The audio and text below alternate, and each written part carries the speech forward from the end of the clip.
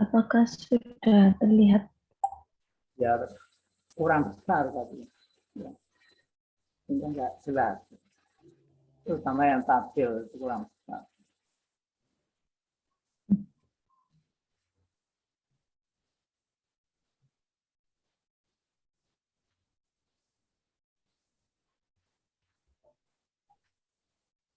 Bisa langsung saya mulai, Prof?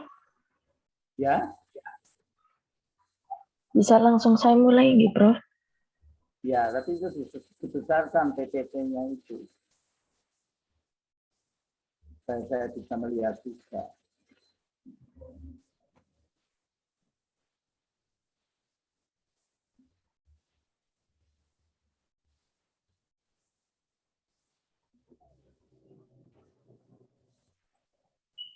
Ini kan strategi lah ya. Gitu, Prof.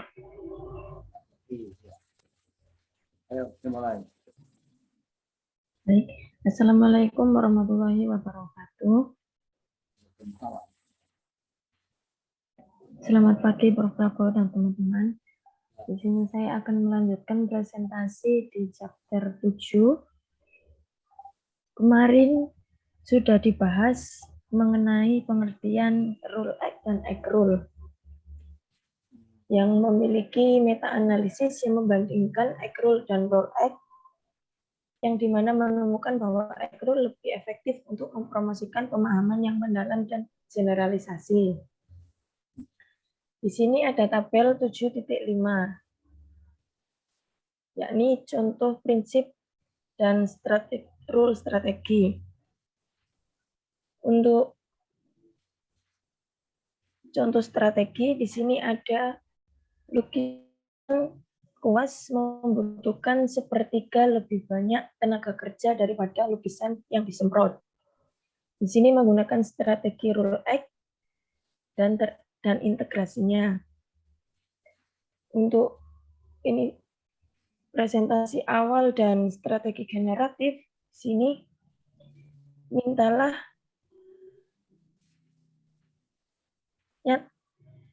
nyatakan aturannya dan tunjukkan contohnya, di mana mintalah pembelajar Gimana?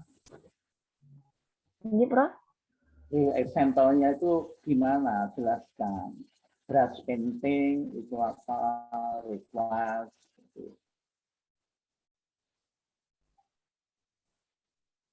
Dan terima label dan spray painting itu apa itu maksudnya? Jelaskan. Tabel itu jelaskan.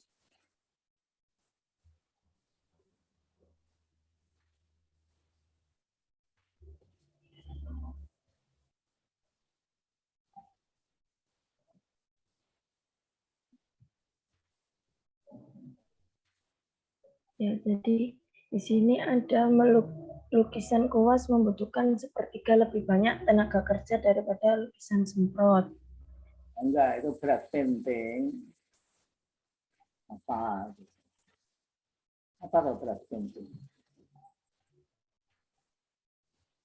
Melukis menggunakan kuas. Brush itu kan kuas. Kuas painting. Kuas untuk itu loh, untuk apa? Melukis ya. Membutuhkan seperti tenaga kerja dan spray painting ini loh, ngecat tembok itu loh, ya, Gitu.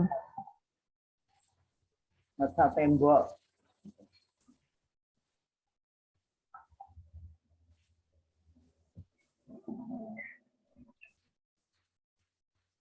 Ayo, jelaskan. Jadi di sini untuk contoh strateginya adalah melukis menggunakan kuas membutuhkan sepertiga lebih banyak tenaga kerja daripada melukis menggunakan semprot. Untuk strategi generatifnya di sini mintalah pembelajar untuk melengkapi tabel yang menggambarkan bahwa waktu yang diperlukan untuk setiap metode melukis itu berbeda.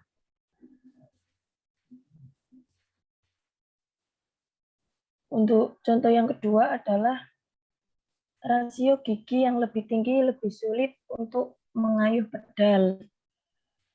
Di sini menggunakan strategi egg roll, yang dimana strategi generatifnya meminta siswa untuk mengayuh 3 sepeda yang berbeda dengan rasio roda giginya. Lalu tanyakan kepada siswa hubungan antara ketiga roda gigi tersebut.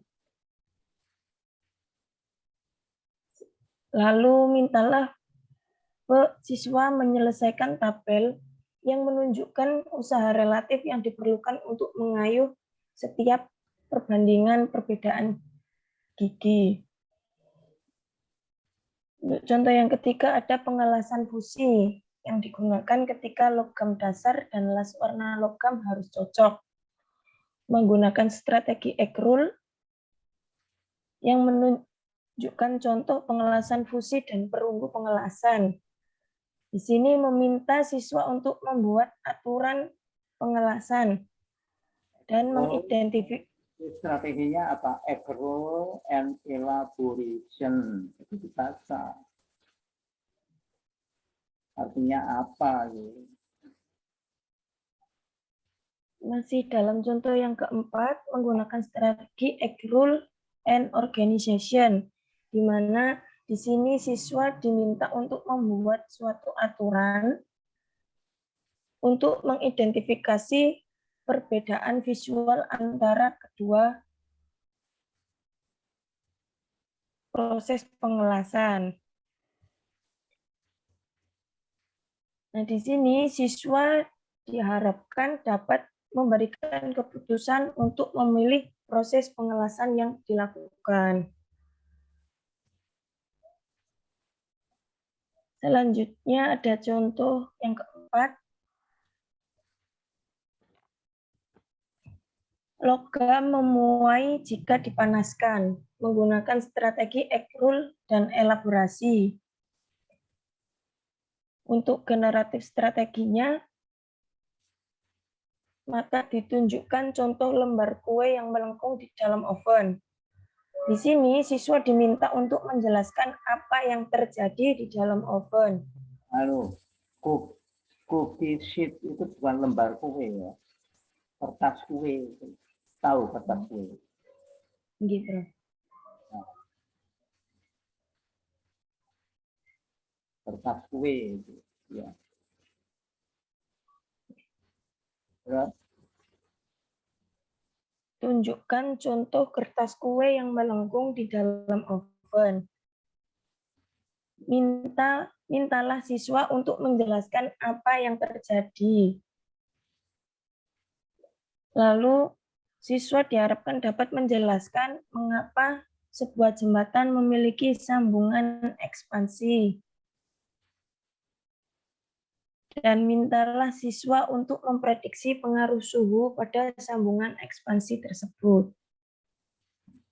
Nah, tabel 7.5 ini mengilustrasikan penggunaan dari strategi presentasi awal rule egg dan egg roll, serta penggunaan integrasi dan strategi generatif elaborasi.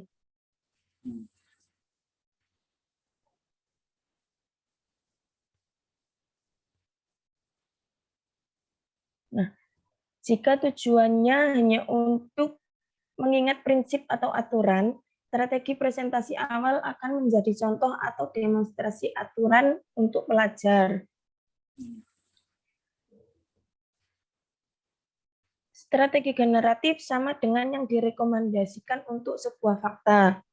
Misalnya, pembelajar mungkin menggunakan strategi latihan rahasia, mengulangi aturan, atau strategi elaborasi dari menjelaskan mengapa aturan itu benar.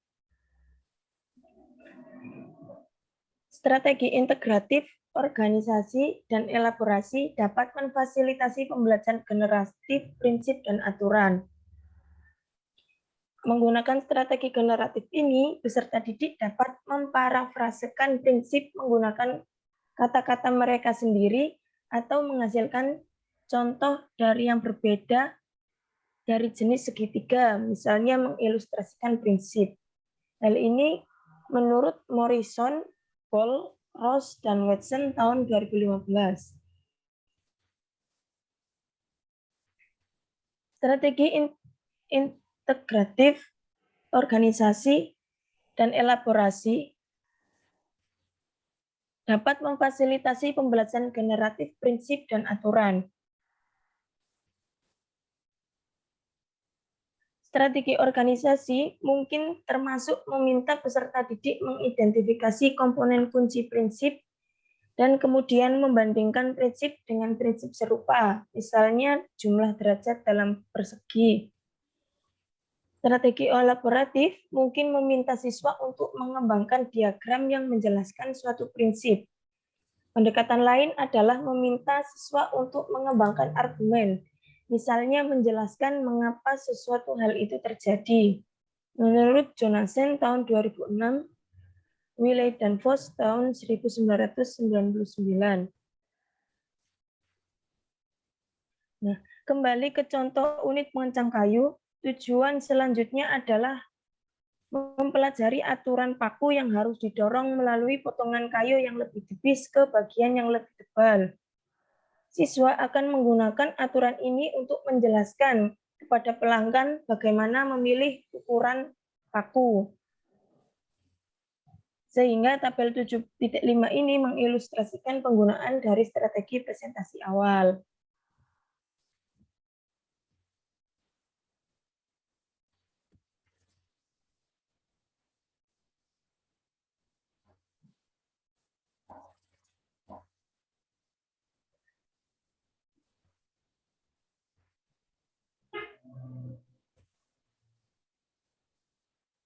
Egg rule dan elaborasi dipilih karena memiliki strategi yang paling mirip dengan kondisi kinerja pekerjaan yang menjelaskan pada prinsip ini. Strategi elaborasi mendorong pelajar untuk menambahkan lebih banyak informasi ke konten, seperti menjelaskan mengapa aturan bekerja dalam contoh tertentu yang membuat konten itu lebih bermakna. Menurut Willey dan Voss tahun 1999. Dengan demikian, memberikan presentasi awal dan strategi generatif, misalnya bimbingan, itu diperlukan untuk belajar. Sebuah meta-analisis dilakukan oleh Alfieri, Brooks, Aldrich, dan Tenenbaum tahun 2011 yang menemukan bahwa membimbing peserta didik untuk menemukan sebuah prinsip lebih efektif daripada instruksi eksplisit atau pembelajaran yang menemukan atau disebut dengan implisit.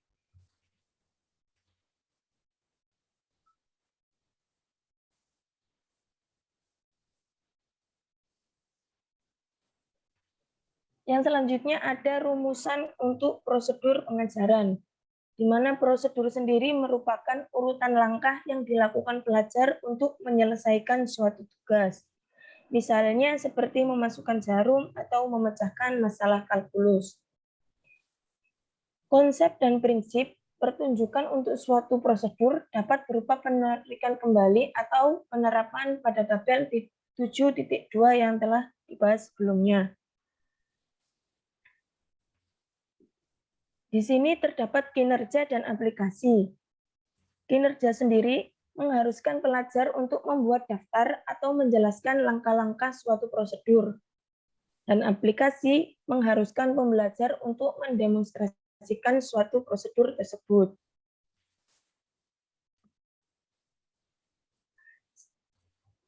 Strategi generatif untuk penerapan prosedur melibatkan dua langkah, yang meliputi pengembangan model mental dan berlatih.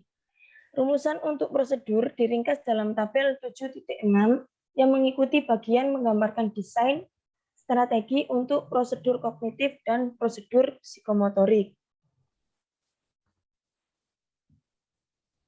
Tabel 7.6 terdapat contoh prosedur, yakni menghapus dan menginstal cincin piston menggunakan strategi demonstrasi, organisasi, elaborasi, dan praktek, di mana untuk generatif strateginya adalah Saat menonton rekaman video prosesnya, siswa didorong untuk mencatat setiap langkah-langkah yang ada.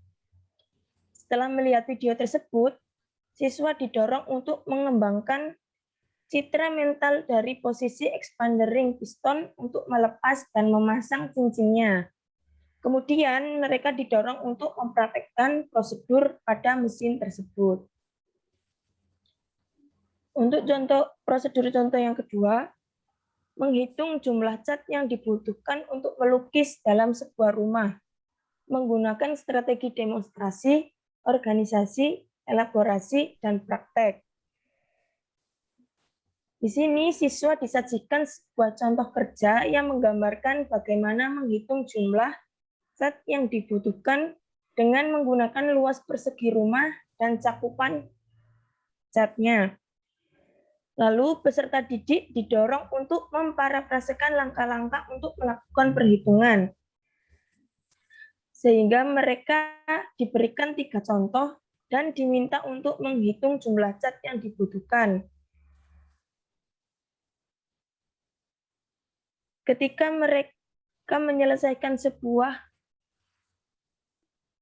contoh, misalnya mereka membandingkan pekerjaan mereka dengan sebuah contoh soal yang dikerjakan.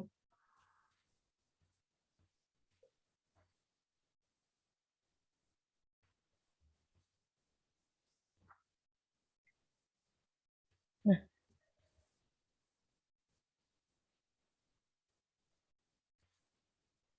di sini, jika tujuannya hanya untuk mengingat prosedur, strategi awal hanya menjadi contoh. Strategi generatif misalnya mengingat latihan nama langkah dan mnemonik akan sama dengan yang direkomendasikan dengan fakta.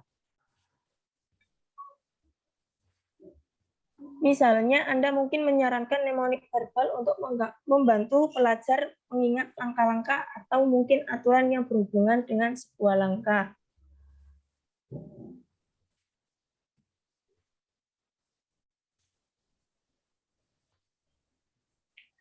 Strategi generatif untuk kinerja aplikasi melibatkan 2 langkah.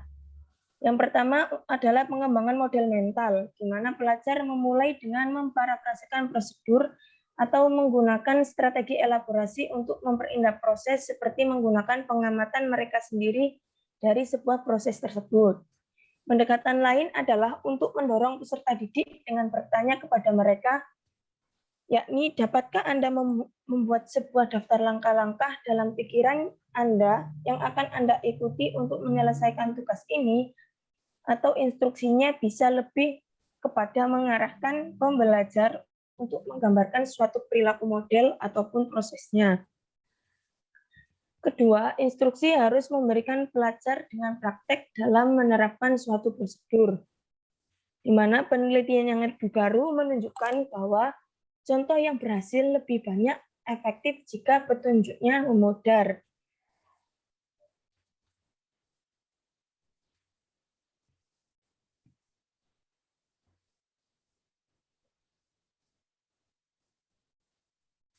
Di sini, di dalam kelas, instruktur dapat memberikan umpan balik dan jawaban model atau daftar periksa untuk umpan.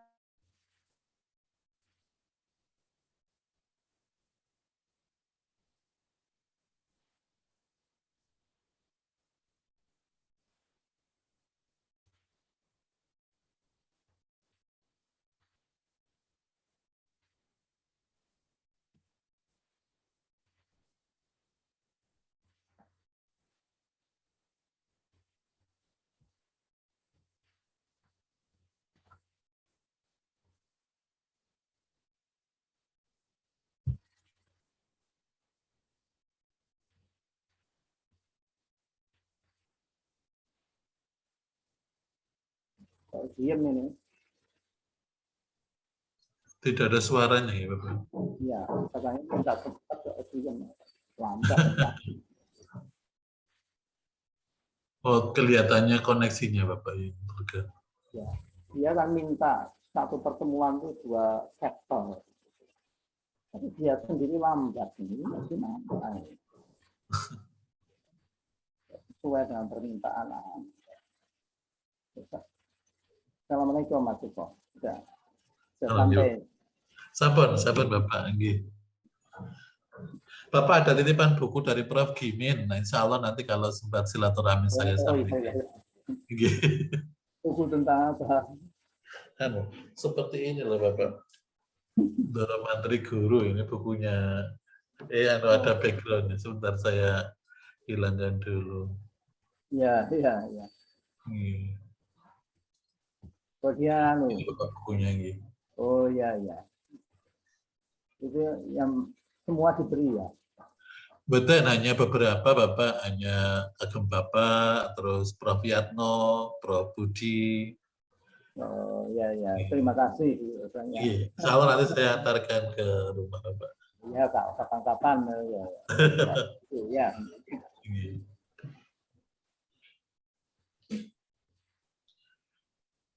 Ayo, diam ini.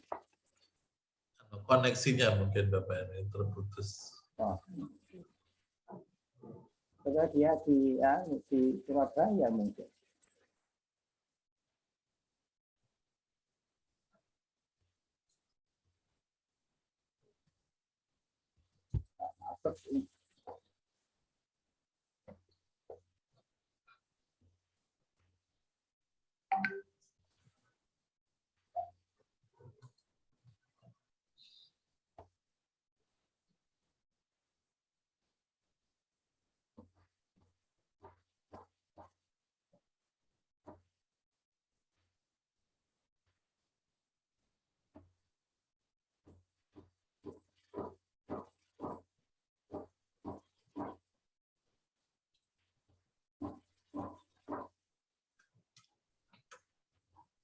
Mohon maaf, Prof. Baru bisa join kembali. Wifi-nya error tiba-tiba menghilang. Nah.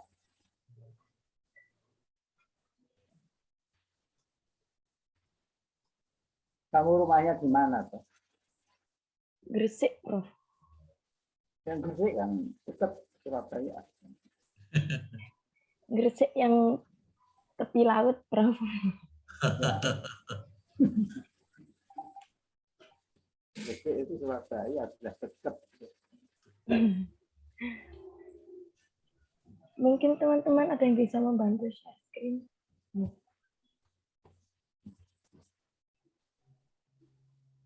Ayo.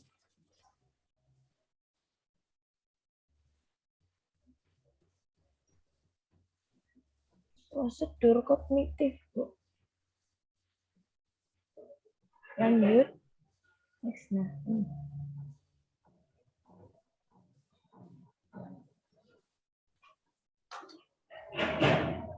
Baik, saya lanjutkan. Yang selanjutnya adalah prosedur kognitif. Ini, Prof. Prosedur kognitif itu apa itu? Bagaimanakah mengajarkan ranah kognitif atau apa? Prosedur kognitif. Di buku ini halaman berapa? Di buku aslinya cetakan ke-8 ini halaman berapa?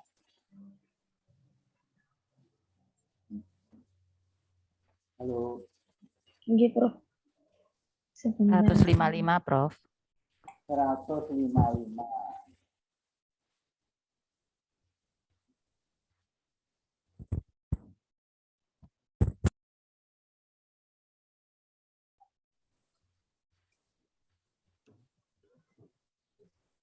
Tadi itu ada kata-kata menggambar rumah itu mengecat rumah gitu. Ya. Melukis rumah itu bukan melukis rumah, tapi mengecat rumah. Ya. Iya, Prof.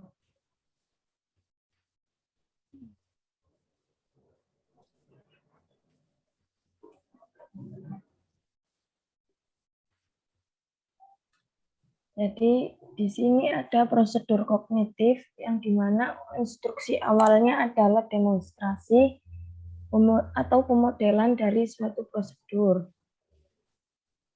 Karena prosedur kognitif tidak dapat diamati secara langsung, Perancang instruksional harus menemukan cara untuk mewakili prosedur untuk pelajar. Presentasi awal di sini sangat penting ketika mempelajari suatu prosedur kognitif, karena dikembangkan dengan baik pengetahuan konseptual untuk pembelajaran prosedur yang efektif. Meskipun penelitian terbaru menunjukkan bahwa pengetahuan prosedural juga meningkatkan pengetahuan konseptual.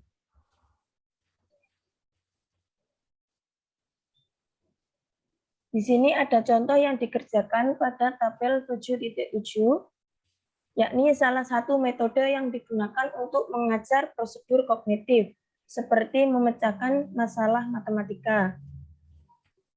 Sastra Inggris menggunakan esai model dan dalam pemecahan masalah. Di sini tabel 7.7 terdapat contoh masalah, yakni dalam memanggang kue, tukang roti harus menggabungkan 4 bagian tepung dengan 1 bagian susu. Kue ini akan menggunakan 16 cangkir tepung. Maka berapa banyak susu yang perlu ditambahkan? Dalam tabel ini terdapat solusi di mana kita membuat 4 jumlah cangkir susu yang dibutuhkan. Di sini merupakan jumlah yang tidak diketahui. Sekarang meringkas informasi masalah dalam sebuah tabel, di mana di sini ada resep untuk pemanggangan kue. Terdapat tepung 4 bagian, terdapat 16 cangkir. Untuk susu 1 bagian adalah Y cangkir. Perhatikan bahwa untuk mengatasi masalah ini, Anda membutuhkan rasio susu dan tepung yang sama. Sehingga 1/4 sama dengan Y/16. Di mana 16 sama dengan 4Y. Sehingga 4 adalah Y pangkat A. Di sini tukang roti membutuhkan 4 cangkir susu. Jika seorang perancang menggunakan fading, maka langkah... Halo. Sorry. Itu apa? Pembuat roti itu, ya. Ya, Anda maksud bisa tukang roti, tapi itu pembuat membuat roti. Yang bekerja di bakery itu, ya. Iya, Bro. Bekerja di bakery, ya. Jadi yang membuat roti tadi itu harus resep tadi. Pembuat roti ini membutuhkan 4 cangkir susu. Jika seseorang perancang menggunakan fading, langkah terakhir ini dapat dihilangkan. Dan pelajar perlu memberikan jawaban dari langkah terakhir. Proses ini dapat diulang beberapa kali sampai pembelajar dapat memecahkan suatu masalah.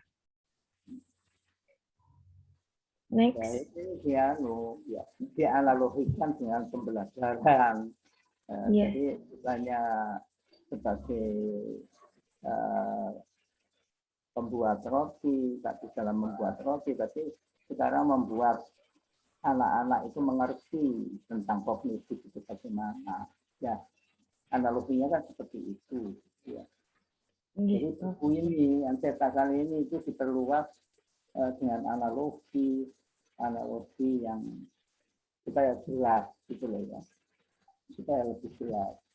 Tapi yang buku lama ini bisa juga hampir sama, tapi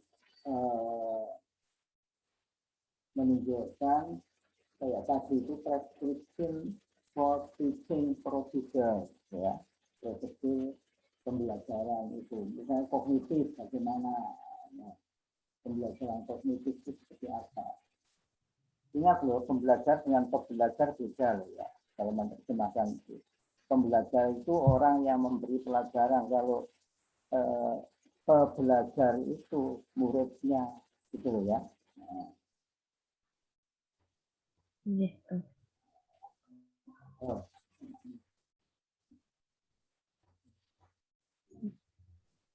Next, Bu Fir. Nah, di sini jika tujuannya hanya mengingat prosedur, maka strategi awal tersebut akan menjadi contoh. Strategi generatif, misalnya mengingat latihan nama langkah dan mnemonik akan sama dengan yang direkomendasikan untuk sebuah fakta. Misalnya, Anda mungkin menyarankan mnemonik verbal untuk membantu pelajar mengingat langkah-langkah atau mungkin aturan yang berhubungan dengan sebuah langkah.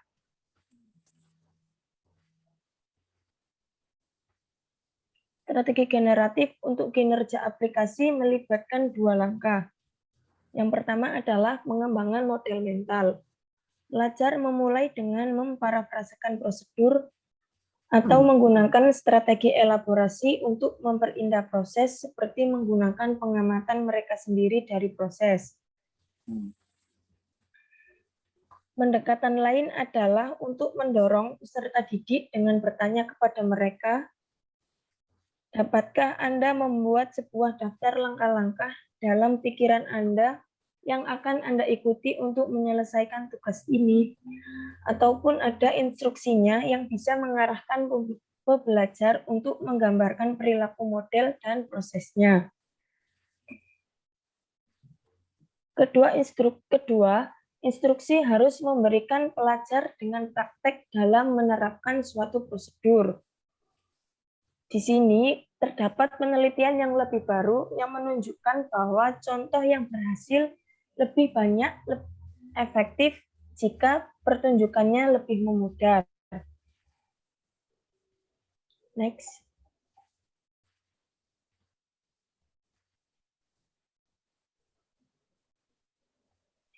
Nah, di dalam kelas, instruktur dapat memberikan umpan balik dan jawaban model atau periksa untuk umpan balik yang disediakan secara mandiri.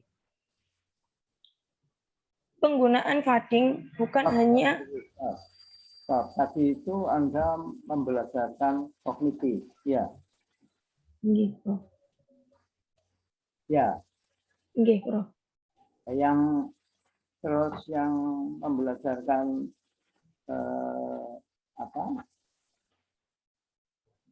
psikomotor, interpersonal skill, terus psychomotor procedure, psikomotorik, sudah. Ada di selanjutnya, Prof. Oh, belum ya. Kalau di buku yang edisi ke-8 itu prosedur kognitif, prosedur psikomotor, baru keterampilan interpersonal. Ya, terus. Saat pertama kali mempelajari prosedur kognitif, penambahan eksplanatif instruksi membantu pelajar untuk memahami suatu prosedur. Demikian pula, meminta pelajar menjelaskan prosedur juga efektif dan mengurangi kebutuhan untuk menyertakan penjelasan karena sifat generatif dari penjelasan sendiri. Terjemahannya dari instruction itu, ya. Ya. Ya. Kalau instruction jangan instruksi apa gitu. Pernah saya kemukakan itu. Ya.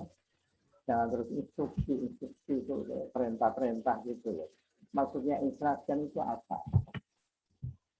Nah, ini kan buku ini kan designing effective instruction. Maksudnya apa?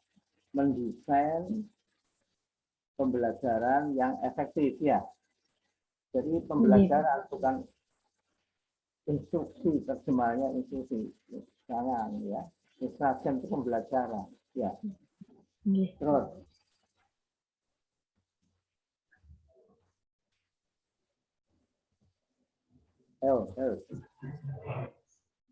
disediakan oleh guru, yakni penjelasan yang membantu pelajar memahami suatu prosedur.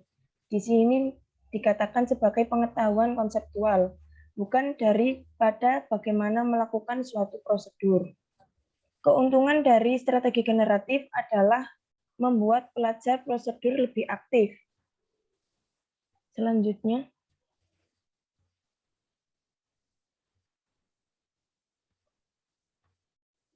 ada prosedur psikomotor, di mana strategi presentasi awal untuk prosedur psikomotor juga melibatkan suatu pemodelan atau mendemonstrasikan suatu tugas.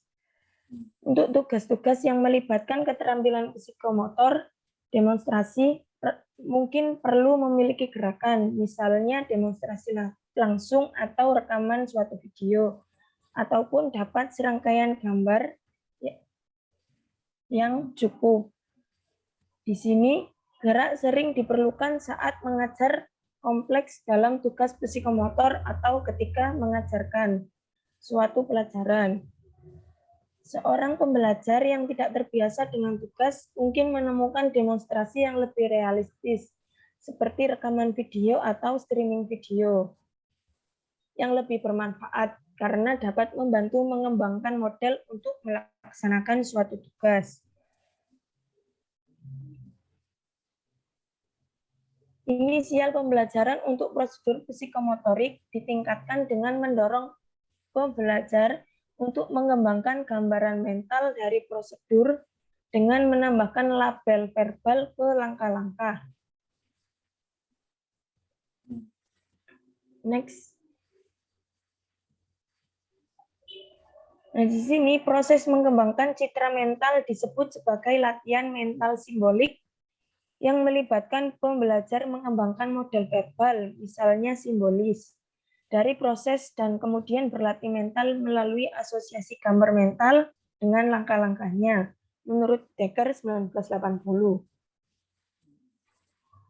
Latihan mental simbolik mempengaruhi pembelajaran kedua keterampilan psikomotor dan konten terkait. Menurut siapa tadi itu? Yang tahun 80. Dekker.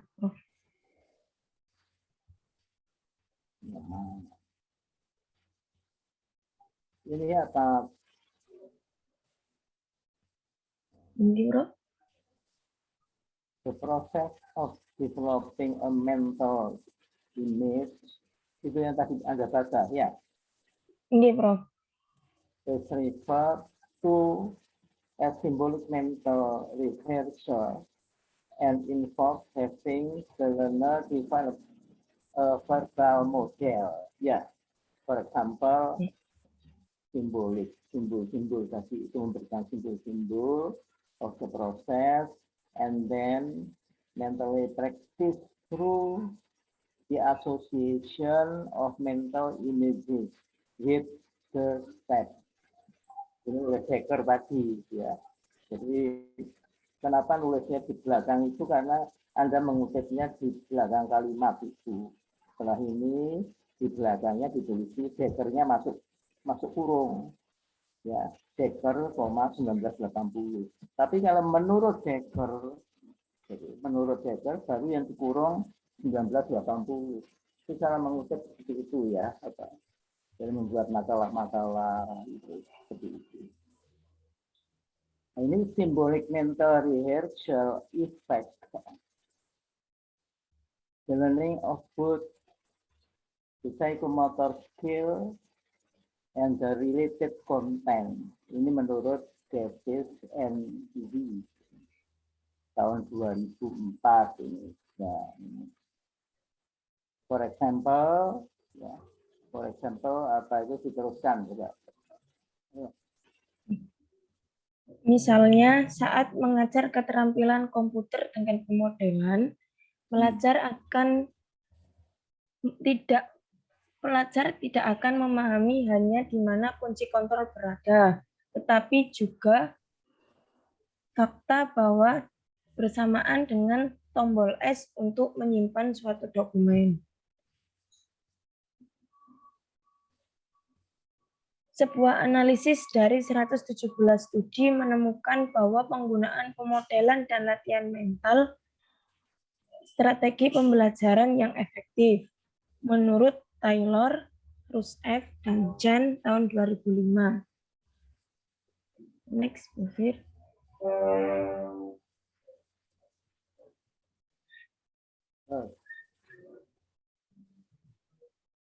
Satu prosedur terdiri dari serangkaian pernyataan yang menyarankan penggunaan urutan isyarat yang diikuti oleh tindakan. Untuk presentasi awal saat mengajarkan suatu prosedur. Misalnya, jika Anda melatih yang baru perwakilan dukungan teknis kabel grup, maka mereka perlu mendiagnosis dan menyarankan solusi untuk masalah umum. Nah, di sini strategi generatif melibatkan dua langkah, yakni yang pertama adalah latihan mental, di mana peserta didik didorong untuk mengembangkan model verbal dari suatu prosedur, memparafrasekan prosedur, mengidentifikasi langkah-langkah kunci, atau menguraikan langkah-langkah prosedur, misalnya menghubungkan isyarat atau keputusan pada setiap langkah. Kemudian, mereka didorong untuk mempraktikkan prosedur secara mental melalui gambar atau hanya membuat film dalam pikiran mereka sendiri. Yang kedua adalah peserta didik didorong untuk mempraktekkan prosedur, baik menggunakan stop dulu. Apa yang dimaksud dengan atau tulisan sesuatu if kurung followed by the action then dan seterusnya. Maksudnya apa? Ini, Prof, mungkin bisa diulangi. Kurang jelas. Contoh coba. Ya apa? Contoh. Contoh. If then ya itu seperti apa? Di sini contoh pertama menggunakan format if then. Jika gambar dibekukan, maka kemudian melakukan reboot. Sedangkan contoh kedua menggunakan urutan then if. Kemudian gunakan jika itu adalah titik-titik gitu, Bro. Jadi diberi contoh, jelaskan itu. Ya, saya tahu yang itu apa. Jika kemudian ya kan. Dan jika selanjutnya apa. Ketika menggunakan format if then, maka ketika gambar dibekukan, kemudian reboot kotak kabel dengan mencabutnya selama 1 menit. Ketika menggunakan urutan then if, maka gunakan ketika pelanggan meminta reboot kotak kabel dengan mencabutnya selama 1 menit ketika gambarnya dibekukan.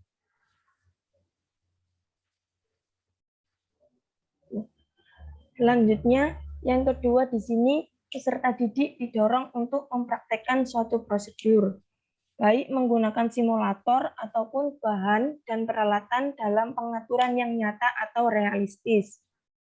Umpan balik dapat diberikan oleh instruktur, contohnya untuk perbandingan atau daftar periksa. Jika tujuannya adalah mengingat, maka strategi generatif sama dengan yang direkomendasikan untuk suatu fakta. Di sini contohnya adalah mengingat, latihan 6 langkah, ilmu tentang cara menghafal. Unit mengikat kayu sampel memiliki tujuan untuk mengubah panjang paku yang diberikan dalam sen ke inci. Di sini presentasi awal adalah contoh kerja yang menggambarkan langkah-langkah. Sehingga strategi generatif melibatkan 2 langkah, yakni yang pertama, peserta didik diminta untuk memparafrasekan prosedur dan praktek mental. Yang kedua, memberikan pelajar dengan 5 masalah untuk menyelesaikannya. Itu artinya apa? Ini, Bro? Nggak tahu tuh. Mental rehearsal kan semuanya apa? Tadi yang pertama dari ke mental rehearsal. Di mana developer are encouraged to develop a verbal model of the procedure. Ya. Terus apa? Mental rehearsal itu apa? Mental rehearsal. Mental rehearsal itu apa?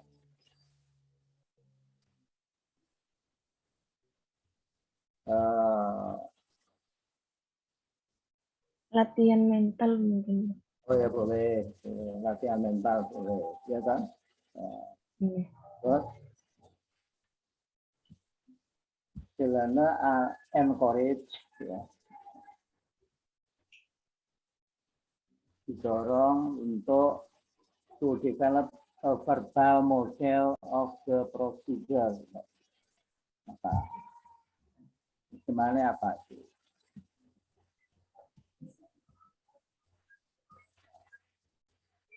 Supaya teman-teman juga tahu. Ya. Terus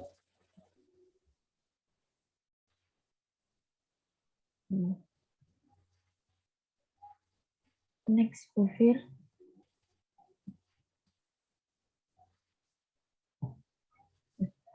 Di sini ada tabel 7.8 di mana unit pengikat kayu sampel memiliki tujuan untuk mengubah panjang paku yang diberikan dalam sen ke inci. Di sini presentasi awal adalah contoh kerja yang menggambarkan suatu langkah.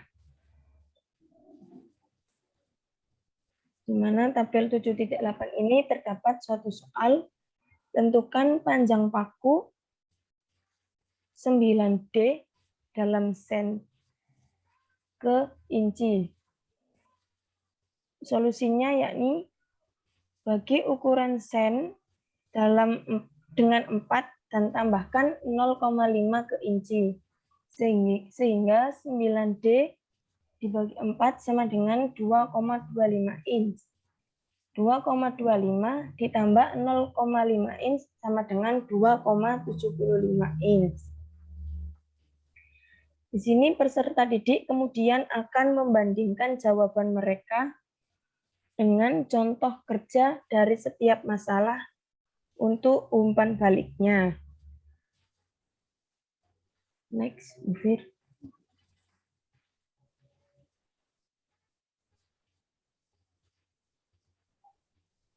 kita yang penting-penting gitu loh. TT itu akan begitu. Fir bisa di next. Sekarang ini prescription for teaching interpersonal skill. Saya mau tanya itu, interpersonal skill itu apa?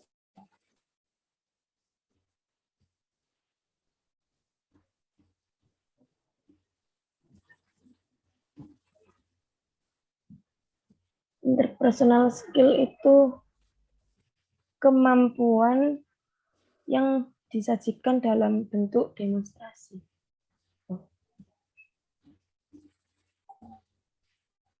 Jadi keterampilan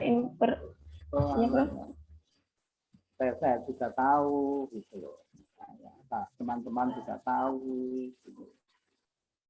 Membelajarkan interpersonal skill itu apa maksudnya?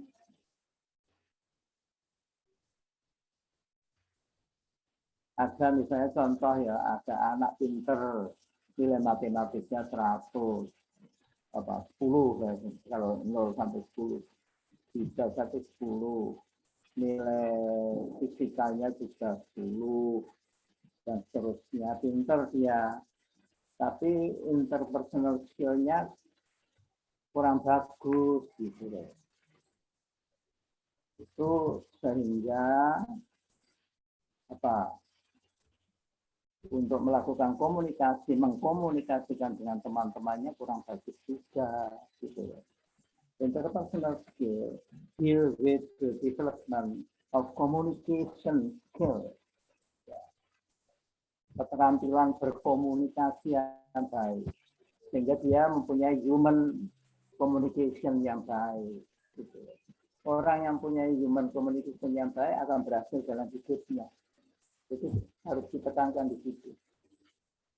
Tapi meskipun orang itu pintar tunjul langit, tapi human communication-nya jelek, ya sulit gitu.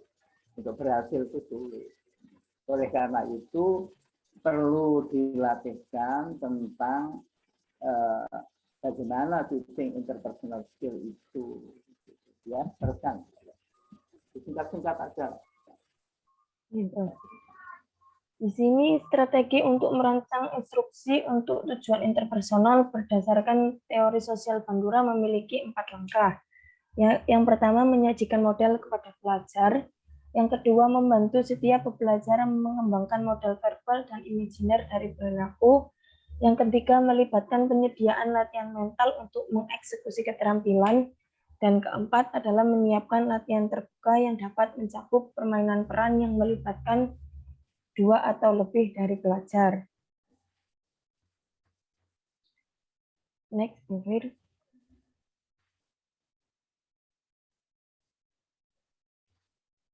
Dan di sini terdapat umpan balik dalam pengembangan keterampilan interpersonal dapat diambil dalam 2 bentuk.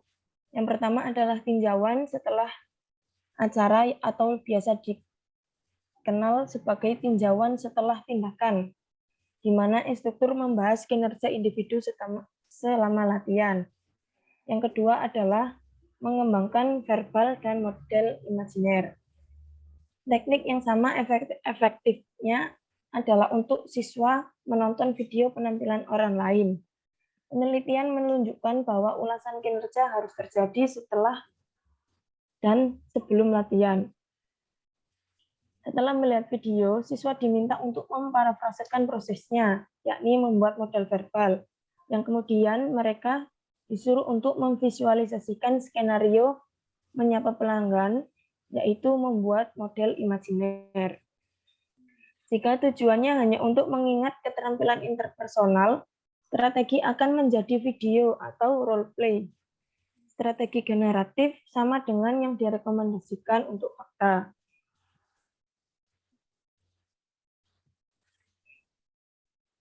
Bagian dari proses observasi, perhatian pembelajar mungkin perlu diarahkan dalam mengidentifikasi kunci langkah-langkah perilaku sebagai aktivitas generatif.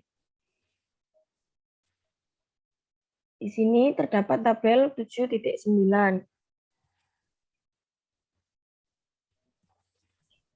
Terdapat interpersonal skill example, yakni memfasilitasi kelompok untuk memecahkan suatu masalah.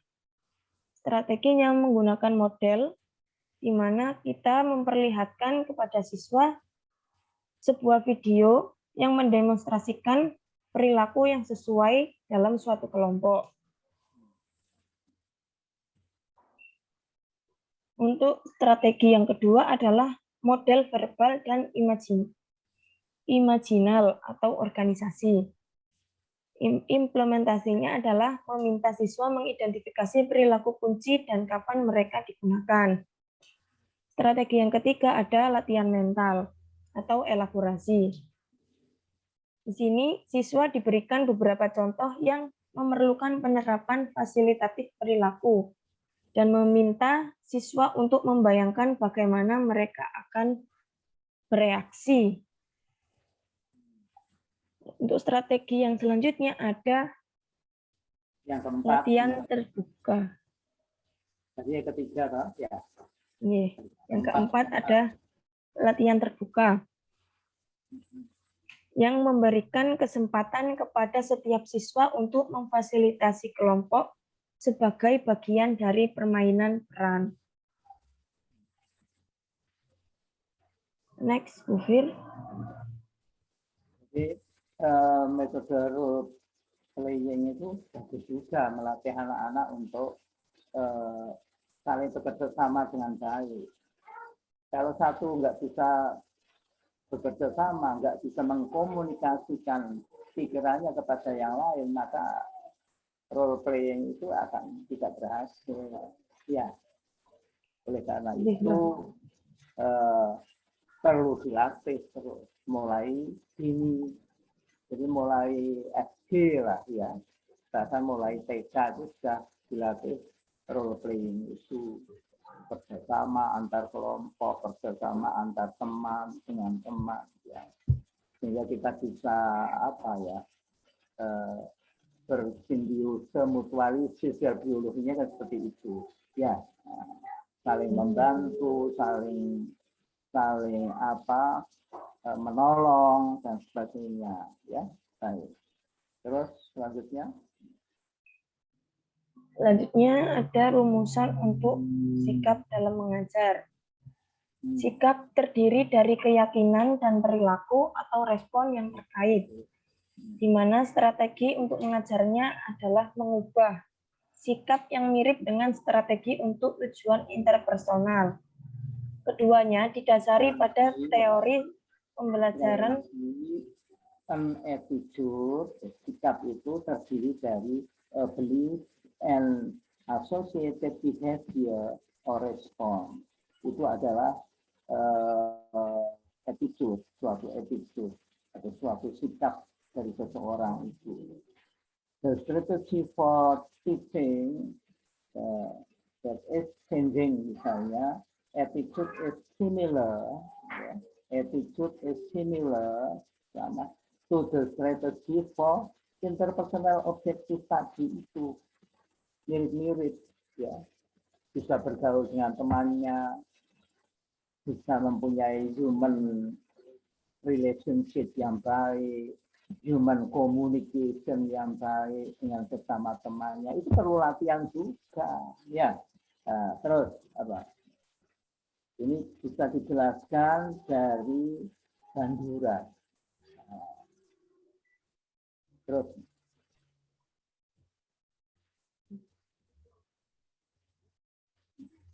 di sini rumusan untuk sikap adalah memodelkan suatu perilaku yang mengembangkan model verbal dan imajinal, menggunakan latihan mental, dan menyediakan latihan terselubung serta terbuka, sesuai dengan tabel 7.10. Di tabel 7.10 di sini terdapat contoh sikap, yakni mendiskusikan kerja proyek dengan orang lain yang mungkin memberikan informasi kepemilikan. Strateginya menggunakan model, di mana di sini meminta dua siswa untuk memainkan peran percakapan santai antara dua individu dari dua perusahaan yang berbeda, di mana masing-masing individu ini menggambarkan masalah yang dia alami dengan proyek kerja yang ada. Untuk strategi yang kedua adalah mengembangkan verbal dan imajiner model atau organisasi. Implementasinya meminta siswa untuk mengidentifikasi jenis informasi yang dipertukarkan. Untuk strategi yang ketiga ada latihan mental, di mana siswa diberikan beberapa contoh elaborasi yang mungkin secara tidak sengaja mereka saling memberikan informasi dan meminta mereka untuk membayangkan bagaimana mereka akan bereaksi. Dan strategi yang keempat adalah stop dulu. Itu nggak mudah loh ya untuk membelajarkan attitude, interpersonal skill, nggak mudah. Perlu latihan dan perlu pengawasan dari pemberi pelajaran itu atau gurunya untuk melatihkan dengan harus sabar juga gurunya itu.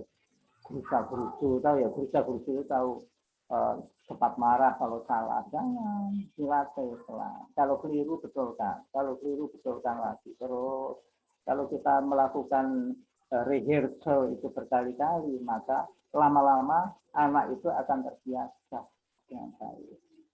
Ya, attitude-nya seperti itu, interpersonal skill-nya akan tumbuh berkembang. Ya, baik, teruskan. Strategi yang keempat adalah latihan terbuka, di mana memberikan kesempatan kepada setiap siswa untuk mempraktikkan perilaku yang sesuai. Next, Mufir.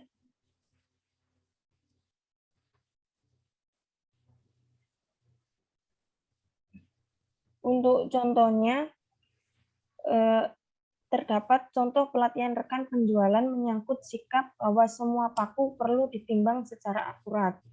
Jika pembelian lebih berat dari yang ditandai, maka toko akan kehilangan uang.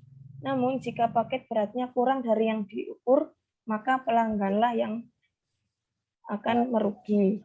Ya tinggal mengutip aja, menerjemahkan summary itu. Ya. Yang pertama tadi apa?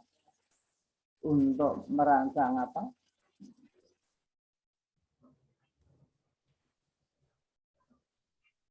Untuk merancang pembelajaran yang efektif, desainer itu harus berkonsentrasi pada bagaimana to present each individual objective, ya, in a manner that will help the learner achieve the objective. Kan begitu. Itu aja diterjemahkan. Terus yang nomor 2 apa? Instructional strategies begin with determining the content and performance type of each objective using the expanded content performance matrix. Itu ada titik terjemahkan. Terus yang ketiga apa? Yang ketiga, pembelajar mempraktikkan suatu model yang imajiner. Yang keempat, peserta didik mempraktikkan perilaku menimbang paku dengan penekanan pada penandaan slip penjualan secara akurat.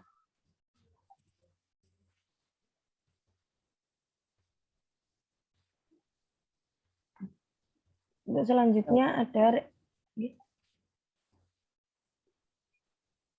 yang kelima ya. Yang keberapa tadi? Terakhir keempat, Prof. Keempat. Ayo. Keempat, di sini peserta didik mempraktikkan perilaku menimbang paku dengan penekanan pada penandaan slip penjualan secara akurat.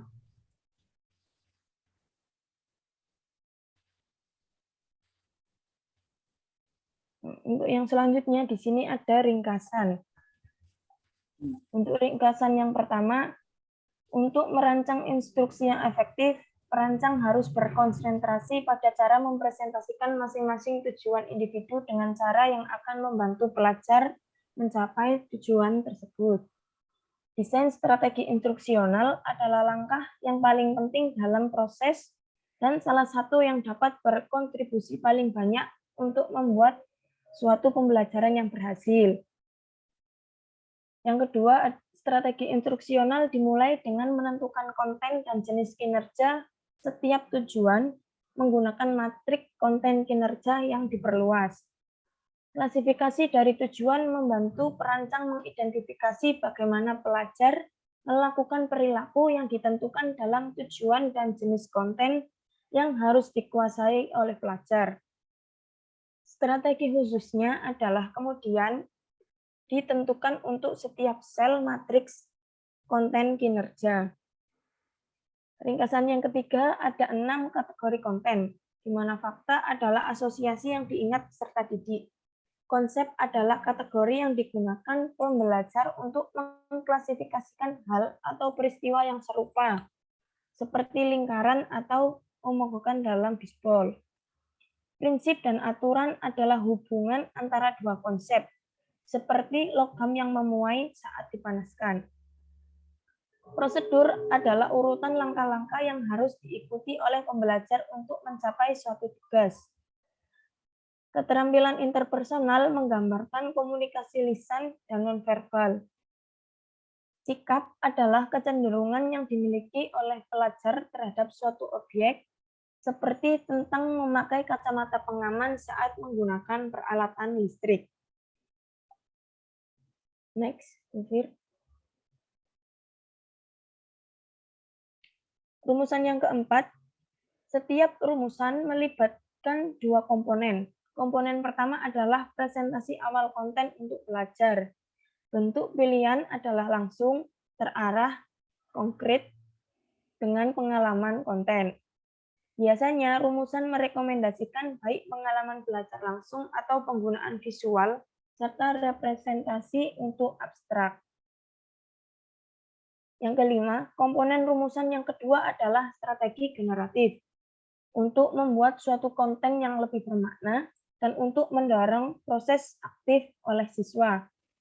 Strategi generatif meliputi penarikan kembali, integrasi, organisasi, dan elaborasi. Strategi ini kemudian tertanam, yakni membuat bagian dari instruksional untuk mendorong siswa merespon secara aktif. Ringkasan yang keenam, rumusan disajikan dalam bab ini membentuk dasar dari satu set heuristik untuk merancang instruksi. Setiap desainer harus berusaha untuk memodifikasi dan memperluas heuristik ini berdasarkan pengalaman yang telah ada. Yang rumusan ketujuh, langkah-langkah berikut menjelaskan bagaimana merancang strategi pembelajaran Anda. Yang pertama, tinjau setiap tujuan dan tentukan sel mana yang paling sesuai dengan kinerja matriks konten. Yang kedua, lihat tabel rumusan yang sesuai dalam bab ini dan pilih inisial dan strategi generatifnya. Yang ketiga, mengembangkan instruksi yang terdiri dari presentasi awal dan strategi generatif. Next, Ufir.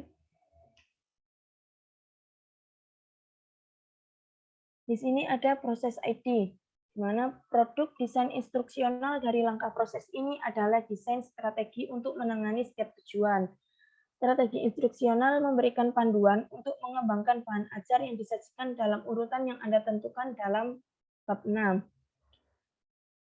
Komponen strategi generatif menyediakan aspek pembelajaran yang aktif dari instruksi, dari pembelajaran.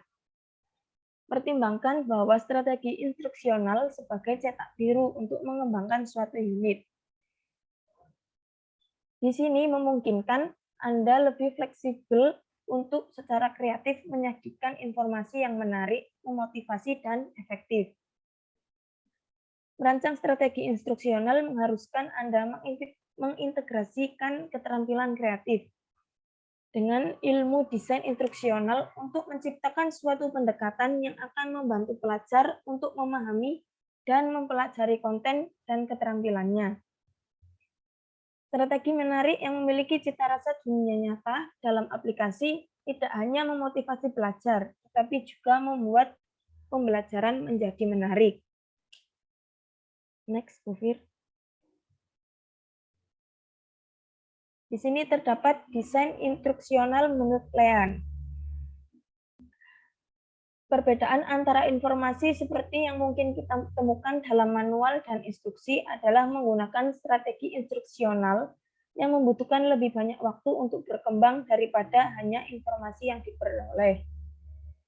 Dari analisis tugas untuk mengembangkan instruksi akan menghasilkan informasi daripada petunjuk, di mana mengingat proliferasi dokumentasi saat ini, orang harus mempertimbangkan apakah ada nilai dalam menyiapkan manual informasi lain. Untuk instruksi yang disampaikan secara individual melalui cetak, komputer, atau web, penting untuk mengembangkan strategi instruksional yang tepat guna membantu guru mempelajari tujuannya. Pelajar lebih bergantung pada strategi instruksional ketika belajar secara individual untuk mengembangkan suatu pemahaman. Jika konten disampaikan oleh pembelajar, maka desainer dapat mempersingkat desain fase dengan lebih mengandalkan kemampuan instruktur untuk menerjemahkan informasi ke dalam instruksional. Efektivitas mengandalkan kemampuan instruktur tergantung kepada pengetahuan dan keterampilan instruktur di depan kelas. Langkah-langkah sebelumnya seperti mendefinisikan masalah dan menganalisis tugas-tugas penting untuk suatu proses desain. Kegagalan dalam memberikan analisis tugas yang akurat dan tepat akan mengakibatkan instruksi yang buruk. Demikian pula, desain strategi instruksional sangat penting untuk pengembangan instruksi yang bertentangan dengan informasi. Next, Bu Bir. Nah, di sini ada penerapan, ada masalah 1 dan jawaban 1. Di sini ada sebagian pekerjaan yang diminta untuk meninjau dokumen desain untuk mengambil keputusan. Sehingga di sini peserta didik diminta untuk mendemonstrasikan bagaimana menggunakan data untuk membuat suatu keputusan. Untuk fokus tujuannya di sini mengenai biaya penjualan atau peramalan yang dibutuhkan pelajar untuk membuat dan menggunakan data yang telah tersedia. Saat meninjau bahan ajar, Anda menyadari bahwa semua strategi harus difokuskan pada menghafal langkah-langkah untuk pengambilan keputusan. Di sini jawaban, ada perbedaan yang jelas antara kinerja yang dijelaskan oleh tujuan pengambilan keputusan dan bahan ajar, di mana menggunakan strategi untuk membantu pelajar menghafal langkah-langkah pengambilan keputusan dan informasi lainnya. Di sini diasumsikan bahwa klien telah setuju dengan fokus pemecahan masalah dari tujuan. Serangkaian strategi instruksional yang berbeda akan mendukung pengembangan pengambilan keputusan yang diperlukan.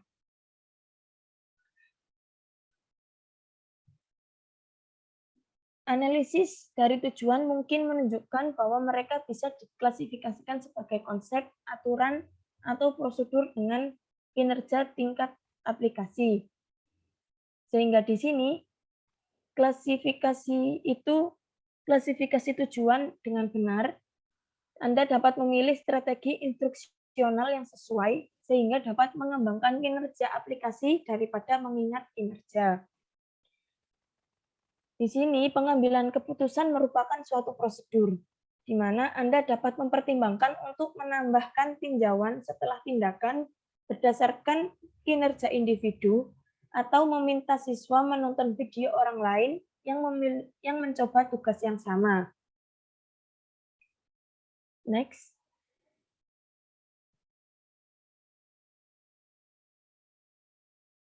Di sini terdapat masalah 2. Mungkin bisa langsung di next saja. Terdapat manajemen mutu. Yang pertama, apakah strategi pembelajaran benar-benar mendukung pengembangan keterampilan dan pengetahuan yang ditentukan dalam tujuan? Masalah aplikasi pertama dalam pengambilan keputusan menggambarkan strategi instruksional yang tidak mendukung pengembangan tujuan. Yang kedua, apakah tujuan, isi, dan strategi instruksional mengatasi instruksional yang telah diidentifikasi? Cara individu yang berbeda berusaha mempengaruhi proses desain dan mulai menjauhkan dari tujuan awalnya. Ketika penyimpangan terjadi, seringkali karena telah menerima sudut pandang pribadi tentang apa yang harus dimasukkan, namun daripada tetap fokus dalam masalah dan pembelajaran yang diperlukan untuk memecahkan masalah. Dan yang ketiga, apakah logika pengurutan masih sesuai sekarang karena Anda telah merancang strategi instruksional?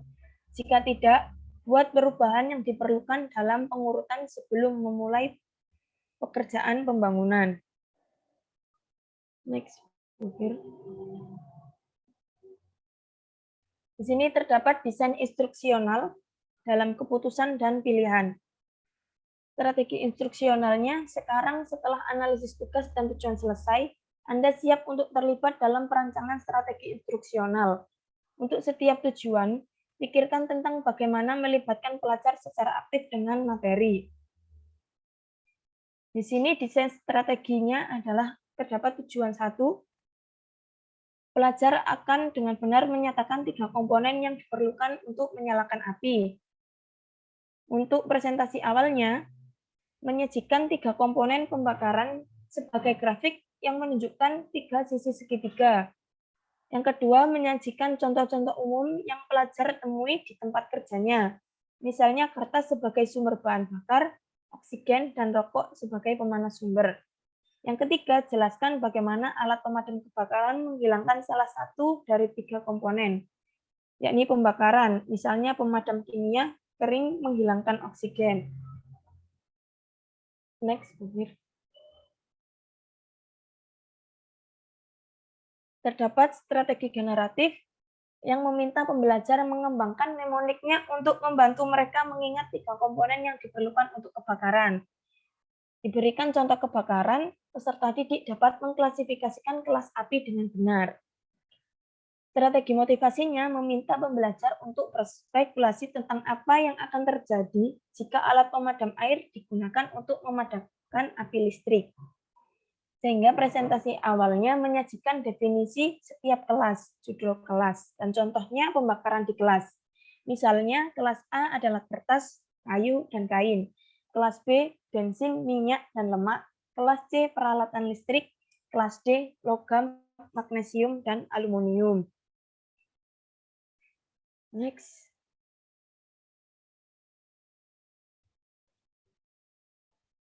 Sekian presentasi dari saya kembalikan ke Prof. Prabu.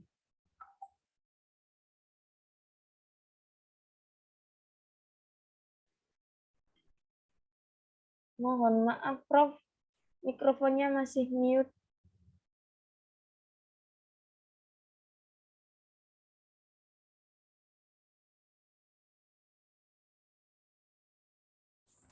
Masih di mute, Prof.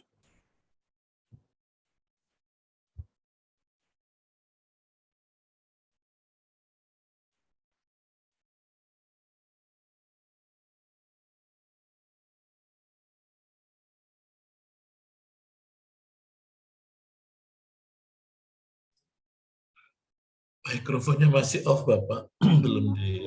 belum dihidupkan.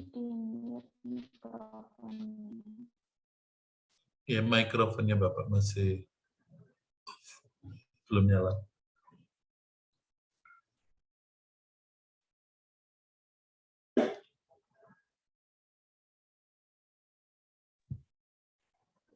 Sudah, salah. Sabar Bapak. Iya, sudah. Ayo. Sila Sinta memberi masukan, saya persilahkan. Sosial apa chapter 6, apa chapter 7, atau chapter 6 dan chapter 7, saya persilahkan. Nanti saya dan Pak Eko akan mencatat, akan menilai bagaimana respons Anda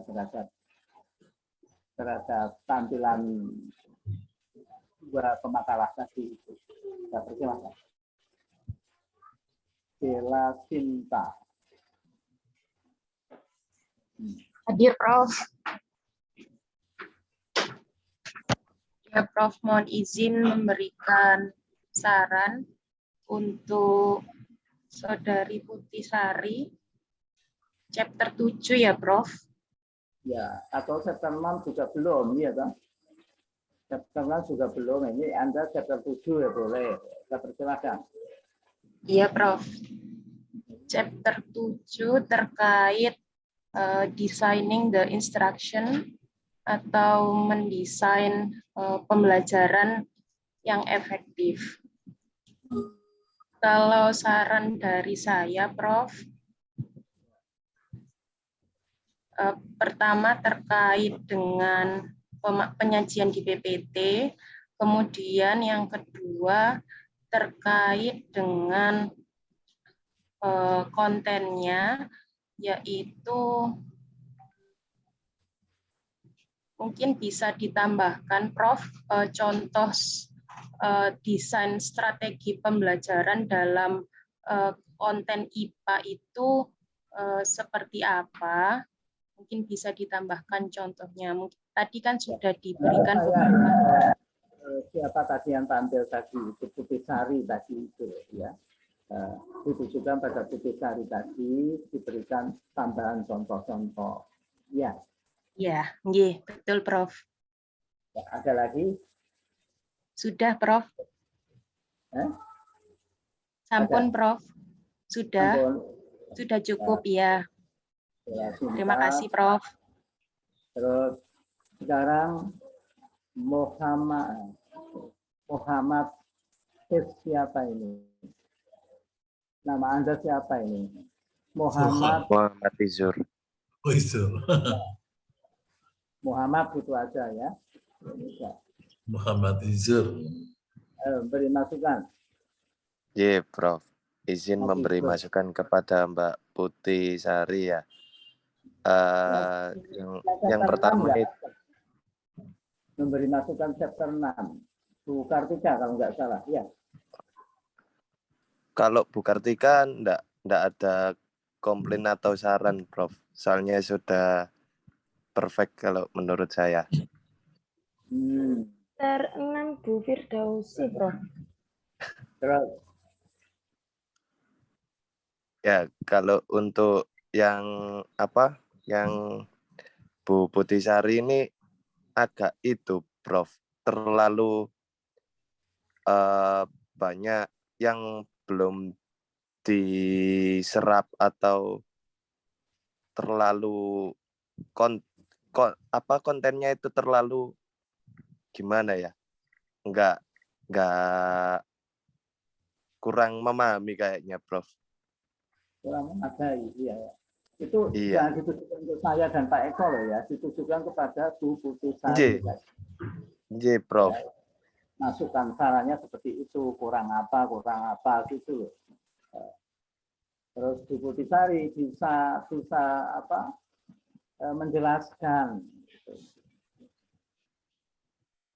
Saya persilakan Bu Putusari. Nggih, Prof.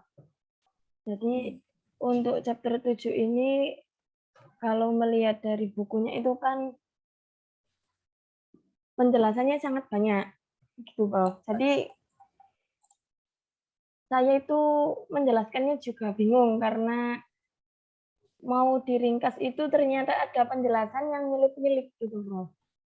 Jadi terkesan seperti melangkah lalu balik lagi, melangkah terus balik lagi gitu. Jadi untuk presentasinya memang agak kurang dapat dipahami. Itu masukan dari Muhammad Izur ya, Muhammad Izur. Sekarang masukan dari Indah Putri Maulidya Sari. Indah Putri Maulidya Sari. Saya persilakan. Ya, terima kasih, Prof. Ini tadi komen atau 7. Chapter 7, Prof. Chapter 6 kemarin sudah Bu Firdausi, bukan Bu Kartika, Prof. Oh ya. Iya, Prof. Ya. Untuk Bu Putih mungkin sambungan saran saja, Prof. Tadi kan Bu Putih merasa kesulitan terkait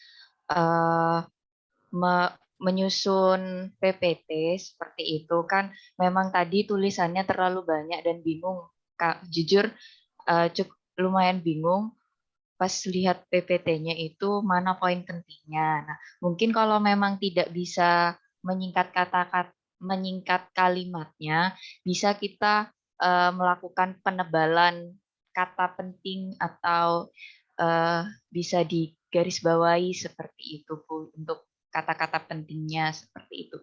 Jika memang kalimatnya itu tidak bisa disingkat seperti itu, Prof. Mungkin sarannya. Selebihnya karena kalimatnya panjang. Mungkin bisa di kata-kata yang penting itu bisa ditebalkan atau digarisbawahi seperti itu. Itu saja mungkin karena sudah ditulis semua sebenarnya di PPT, cuman mungkin kurangnya di itu, Prof. Kata-kata pentingnya mungkin belum terlihat jelas seperti itu. PPT itu singkatan apa ya? Ini yang memberi masukan Bu Risa Umami, ya. Indah, Prof. PPT itu singkatan apa? PowerPoint.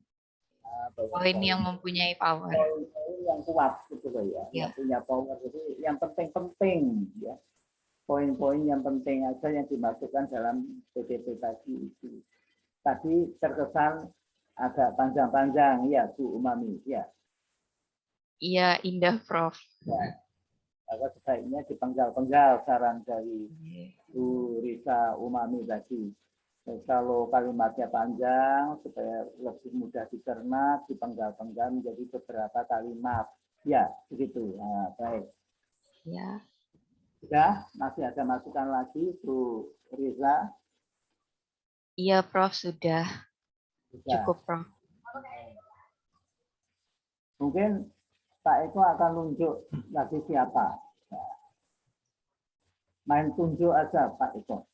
Jadi suruh memberi masukan kadang-kadang sungkan juga, tapi ditunjuk aja Pak Eko.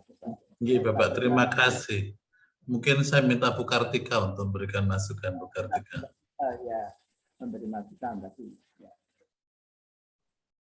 Ya, terima kasih Pak Eko dan Prof. Prabowo. Kalau dari saya tadi sebenarnya hampir sama dengan yang disampaikan Bu Della. Itu tadi yang terkait dengan rule X sama X rule itu tadi Pak. Belum diberikan contoh konkretnya untuk yang mata pelajaran sains. Itu kalau rule X itu seperti apa, kemudian X rule itu penerapannya bagaimana. Itu saja. Terima kasih Pak. Terima kasih. Mungkin kalau menurut Bu Kartika, bisa Ibu membantu memberi contohnya untuk ya. sains. Kalau dari saya mungkin yang ekrul ya Prof ya, contohnya misalnya ketika kita berbicara konsep energi, jadi terlebih dahulu kita berikan example itu seperti misalnya ketika saya berjalan, kemudian ketika saya berlari, ya kemudian kita bertanya kepada anak-anak, menurut kalian energi apa yang saat ini sedang muncul seperti itu. Jadi saya berikan contoh dulu. Kemudian mungkin mereka ada yang menjawab, ya mungkin energi gerak, kemudian energi kinetik dan segala macam.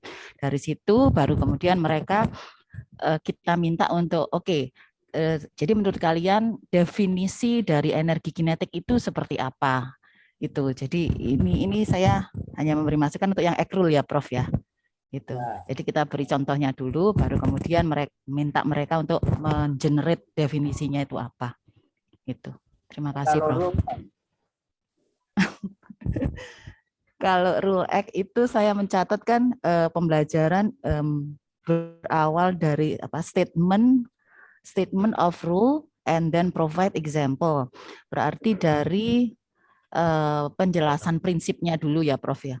Ya, penjelasan definisinya dulu, baru kemudian kita memberikan contohnya. Tapi sih kalau dari saya memang dalam segi pengajaran menurut saya lebih bagus ekrul Prof. Jadi contoh nyatanya dulu kita berikan, baru mereka nanti yang generate definisinya.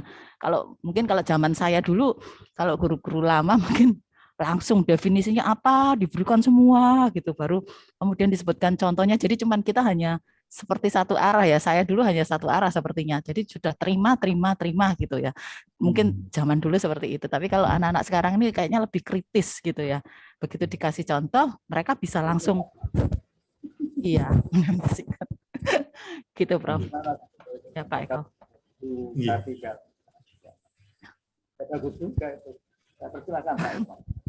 Terima kasih.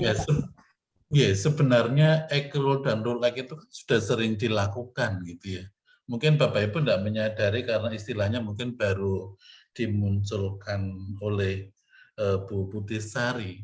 Itu kan terkait dengan keterampilan berpikir induktif atau deduktif. Ya. Jadi bagaimana kita membuat sebuah pernyataan berdasarkan contoh atau sebaliknya membuat contoh berdasarkan pernyataan. Nah, kalau yang disampaikan oleh Bu Kartika tadi itu kan cenderung dari rule X ya, dari X rule ya. Jadi beberapa example akhirnya nanti diarahkan ke pernyataan. Berarti itu kan lebih dalam konteks berpikir secara deduktif ya. Dari contoh-contoh akhirnya diajak anak untuk merumuskan kesimpulan. Nah, sebenarnya dalam konsep rule itu juga sama dan itu sering kita lakukan. Kita memberikan pernyataan, nanti siswa bisa merumuskan contoh. Ini saya harapkan Bu Putisari bisa merespon. Yang paling penting seperti ini. Tidak hanya bisa menyampaikan, tapi mohon maaf mungkin kurang dalam apa yang difahami sehingga belum kesulitan. Padahal sebenarnya diperlukan oleh teman-teman tuh contoh real dalam mempelajari IPA seperti apa, seperti yang disampaikan oleh Bu Dela tadi. Banyak sekali, misalnya semua logam jika dipanaskan memuai. Besi itu logam gitu ya. Terus kemudian ini Bapak. model lama Ya. Tapi Anda harus tahu. Ya, sebetulnya ini kan sama sebetulnya. Tapi model-model ini belum dikenal oleh mahasiswa. Mungkin bisa untuk tesis bisa juga. Ya kan? Merancang pembelajarannya, perangkat pembelajaran seperti apa. Model X-rule atau rule X kan bisa juga. Betul. Bagaimana contohnya. Apa begitu Pak Eko ya? Iya, laras Bapak. Dan itu saya lihat di publikasinya itu tahun 70-an Bapak, ternyata tentang metode X-rule dan rule X. Ya, sudah termasuk lama. Ya, mungkin itu Bapak tambahan. Untuk Bu Sari tadi ya. Bu Sari tadi. Ya. Terus lagi Pak Eko, mungkin Pak Eko nyuruh siapa lagi, saya persilahkan. Oh iya Bapak, sebentar saya cek.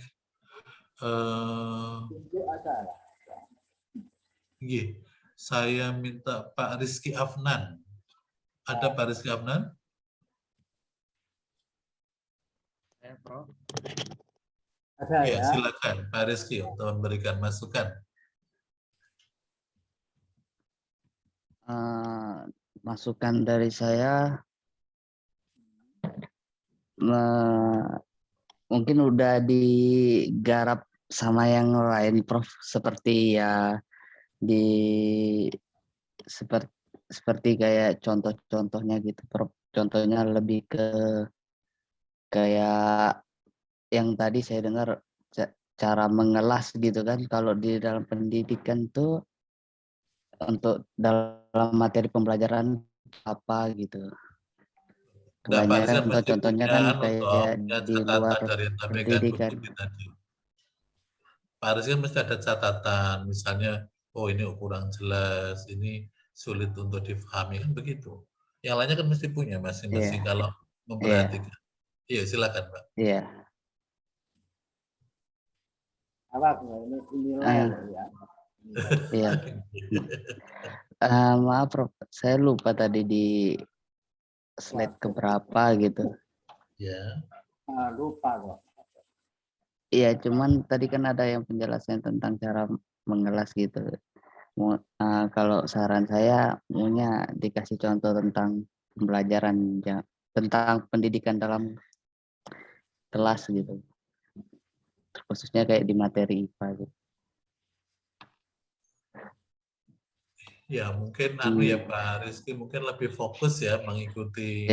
Kami tidak bisa memonitor karena kita tidak di kelas secara face to face ya. Tapi ya mahasiswa harus bertanggung jawab pada dirinya sendiri. Jadi kalau misalnya terus Pak Rizky pada saat kita testimoni tidak muncul pernyataannya kan, oh berarti tidak bisa maksimal belajarnya begitu. Diupayakan untuk diikuti dengan baik Pak Rizky dan yang lainnya juga ya. Jadi kita tidak tahu apa yang dikerjakan Bapak Ibu di kamar masing-masing, tapi kan seperti sekarang saya dan Prof. Prabowo meminta respon, meminta masukan itu untuk mengecek ya, apakah Bapak Ibu itu stay on tune gitu ya, atau stay tune dengan apa yang sedang dipresentasikan. Sampai Bapak itu aja. Iya, jadi kalau temannya itu presentasi, kita nyimak gitu ya, menyimak. Saya pun menyimak juga tadi itu. Pak Eko juga menyimak juga. Mana yang dibicarakan. Tadi kan saya merespon juga tadi. Anda pun harus begitu. Jangan terus diam aja mendengarkan, malah pergi ya payah juga. Mungkin ada lagi Pak Eko? Siapa lagi? Kalau mohon izin untuk yang ini Bapak, yang Bu Firdausi ini kelihatan juga saya ingin memberikan masukan juga. Iya. Bu Firdausi hadir ya. Halo. Hadir, Prof. Oke. Ya, Bu Firdausi ini kan kemarin lebih banyak membahas tentang sequencing ya, urutan begitu ya. Dari yang sederhana ke yang kompleks, dari yang mudah ke yang susah. Nah, pertanyaan saya sekarang begini. Pada saat Bu Firdausi menyusun soal, apakah urutan itu masih berlaku? Baik, Prof. Izin menjawab. Dalam membelajarkan memang kita selalu mengajarkannya itu dari level yang rendah dulu lalu ke tinggi. Ya. Supaya tingkat pemahaman setiap anak itu kan berbeda-beda. Mungkin ada yang cepat menangkap, ada yang mungkin kurang cepat menangkap, seperti itu. Jadi tujuannya kita membelajarkan atau memberikan soal dari level yang rendah dulu itu untuk memberikan kesempatan untuk siswa yang kurang cepat menangkap itu juga bisa mengikuti apa yang kita ajarkan. Seperti itu. Terus kalau dalam membuat soal evaluasi, apakah ketentuan sequencing itu masih diperlukan dari yang sederhana ke yang kompleks dan seterusnya? Menurut saya masih, Prof. Masih. Kenapa? Alasannya kenapa, Bu? Karena kalau kita memberikan evaluasi, otomatis kita sudah mengetahui hasil dari lapangannya itu kan. Jadi apabila lapangan yang kita dapatkan hasilnya ternyata dengan metode kita memberikan level yang rendah ke tinggi itu lebih efektif, ya kita akan menggunakan itu untuk sebagai bahan evaluasinya. Oke, jadi sebenarnya kalau jawabannya betul, tapi alasannya yang masih kurang, ya, masih kurang. Jadi kalau jawabannya betul, kita dalam menyusun soal juga harus memperhatikan urutan seperti yang disampaikan oleh Prof. Prabowo kemarin ya. Jadi soal yang bagus itu dari yang sederhana ke yang kompleks. Kenapa? Dalam konteks ini kita tidak bermaksud untuk, mohon maafkan, sering ada guru yang senang kalau soal itu tidak bisa dikerjakan muridnya. Ini tidak tahu di Bu Kartika apakah termasuk yang seperti itu. Jadi guru itu bangga, ya Bu Kartika ya, guru itu bangga kalau muridnya itu sulit mengerjakan, itu banyak sekali dijumpai di sekolah. Jadi guru-guru, iya Bapak, guru-guru yang killer. Lah, iya. Oh enggak Prof. Sekarang kalau killer enggak laku soalnya Prof. Ya, jadi ini juga perlu diperhatikan teman-teman semua pada saat nanti Bapak Ibu sudah turun ke sekolah ya, menjadi guru-guru yang profesional. Jadi makanya itu kemarin itu Pak Eko ya, saya suruh menyusun kisi-kisi. Betul. Ya. Itu jawabannya di sini. Karena mengurutkannya masuk, instructional objectivenya juga masuk di situ. 1 sampai ke C. Ya, tujuannya apa dulu? Puncaknya kan tujuannya apa? Ya. Tujuannya apa? Dan pengalaman belajar apa yang mau diberikan di situ materinya. Nah, terus termasuk kategori apa? Ya. Terus bobot skornya berapa? Kalau C1 berapa, C2 berapa kan sudah saya jelaskan semua. Nah, itu apa juga begitu kemarin. Dan ada teori belajar juga yang bagus sekali Pak Eko itu bagaimana menerapkannya gitu. Nah, rupanya saya lihat sepintas kadang-kadang menjawab, ya saya belum semuanya saya periksa juga. Mungkin Pak Eko ya. Tinggi Bapak, nanti saya cermati lagi. Tinggi. Jadi pakai lower level kognitif dulu, baru ke higher kognitif dulu kan begitu. Jangan terus misalnya Bu Kartika higher level kognitif dulu baru supaya ditakuti mahasiswa, ditakuti siswa, enggak boleh. Namanya guru yang killer, enggak anaknya santai-santai. Saya kira enggak begitu. Ini hanya coba saja ya, sebagai contoh. Terus Pak Eko saya persilakan lagi. Iya, terima kasih Bapak. Jadi untuk Bu Firdausi Dan untuk Bapak Ibu yang lain, penting sekali ya, jadi bagaimana kita bisa menyusun soal. Walaupun toh misalnya sekarang kan zamannya hot. Zaman hot bukan berarti lots tidak diperlukan, jangan sampai salah. Lots tetap kita perlukan. Anak itu harus bisa mendefinisikan. Anak harus bisa menjelaskan, anak harus bisa menerapkan. Ya kan? Jadi ini sudah tersusun sedemikian rupa sehingga Bapak Ibu secara proporsional bisa mengemas menjadi satu struktur soal yang bagus. Kalau sekarang hot ya berarti lebih fokus ke hot. Lotsnya mungkin persentasenya dikurangi.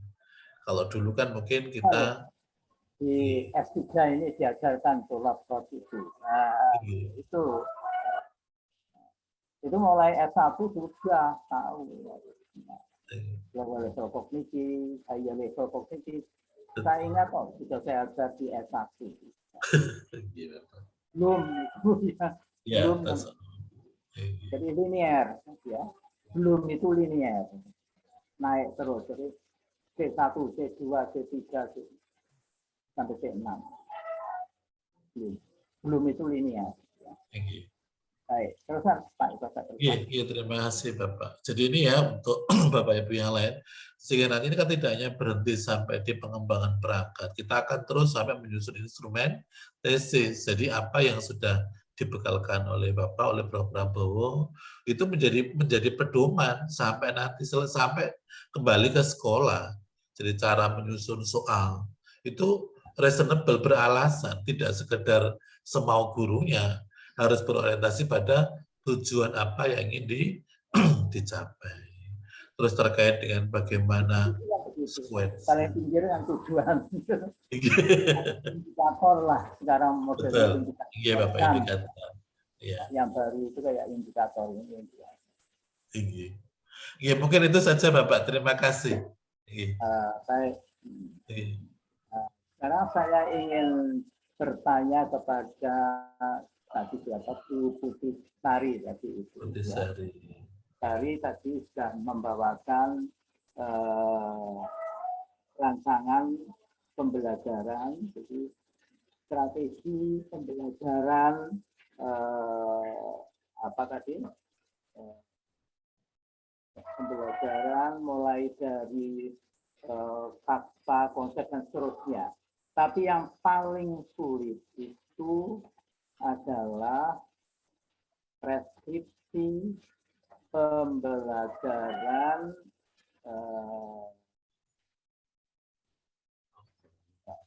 attitude. Ya. Attitude mirip-mirip dengan apa? Attitude itu mirip dengan interpersonal skill. Semua guru mungkin Bu Dela, Bu Putisari mengatakan pembelajaran skill, ya, interpersonal skill dan attitude itu penting sekali, tapi paling dilupakan dan tidak dikerjakan oleh guru. Ya enggak, bukan tidak. Hanya dipusatkan pada kognitif domain saja. Ya. Halo, bukan tidak. Ya, kebanyakan, Prof. Kebanyakan seperti itu. Katanya paling penting itu untuk pembinaan moral, ya. Nah, tapi sering dilupakan. Nah, sekarang saya ingin tahu supaya anak itu dilatih betul dengan baik, maka dimulai dari level pendidikan yang mana, Bu Sari? Saya persilakan. Tapi sudah disampaikan oleh Ibu dulu. Ayo. Tadi yang sudah dibahas oleh Ibu.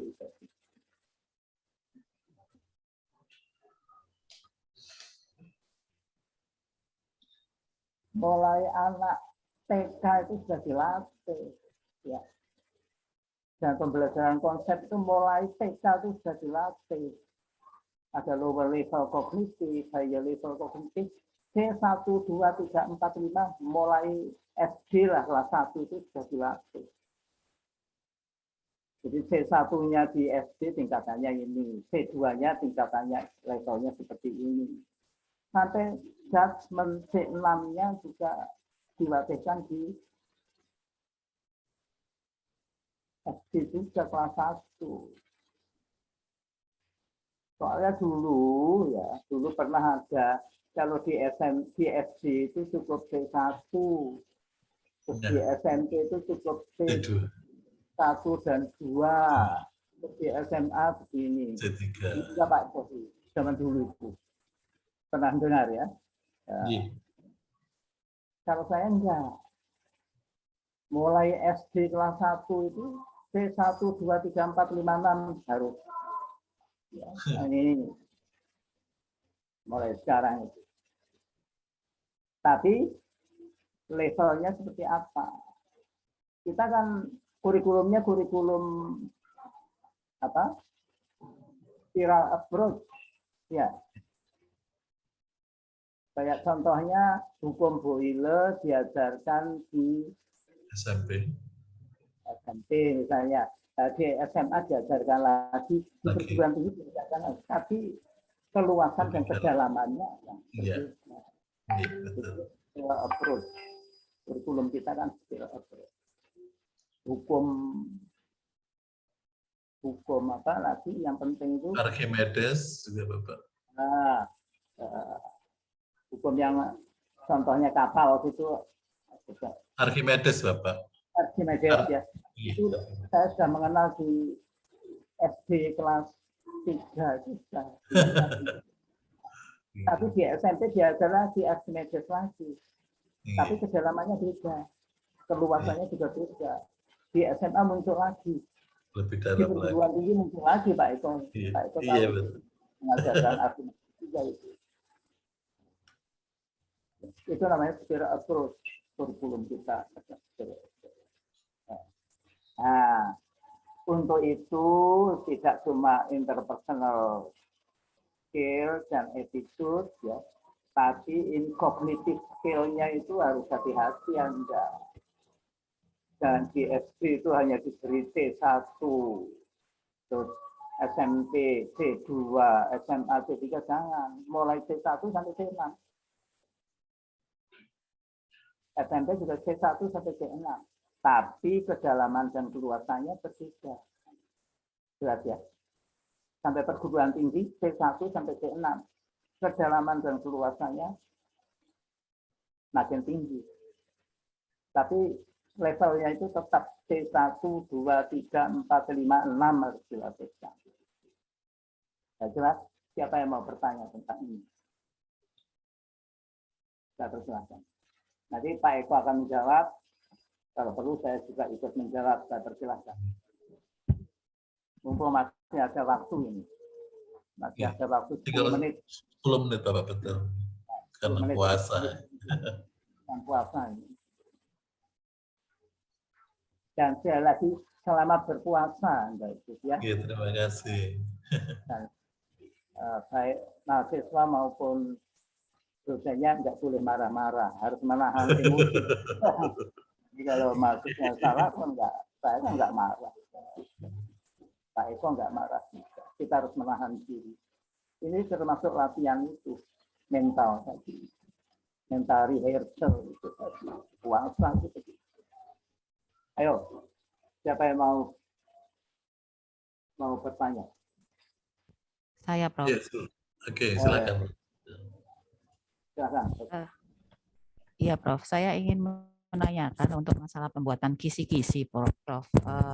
Apa ya, untuk kisi-kisi ujian itu apakah yang baik itu semua level kognitif itu dimunculkan ataukah kami sebagai guru ini bisa hanya memunculkan hanya ya katakan misalnya hanya C1 sampai dengan C3 saja gitu, Prof. Maksudnya misalnya karena dirasa anak-anak mungkin masih belum mampu sampai dengan C4, C5 seperti itu, atau yang ideal harusnya bagaimana, Prof? Seperti itu. Terima kasih, Prof. Harusnya semua C1 sampai C6. Kelas 1 SD itu ya. kelas 2 SD, kelas 3 SD itu C1 sampai C6. Bahkan TK pun sudah ada. Ada permainan bloksus juga loh. Contoh yang paling ekstrim ya, untuk C6 itu. Anak diberi bloksus, suruh membuat rumah-rumahan, ada rumah tingkat, ada rumah yang tidak tingkat. Ya. Gimana dari bloksus itu? Ya. Dipasang-pasang di situ. Terus anak suruh membuat apa? Penilaian, judgment.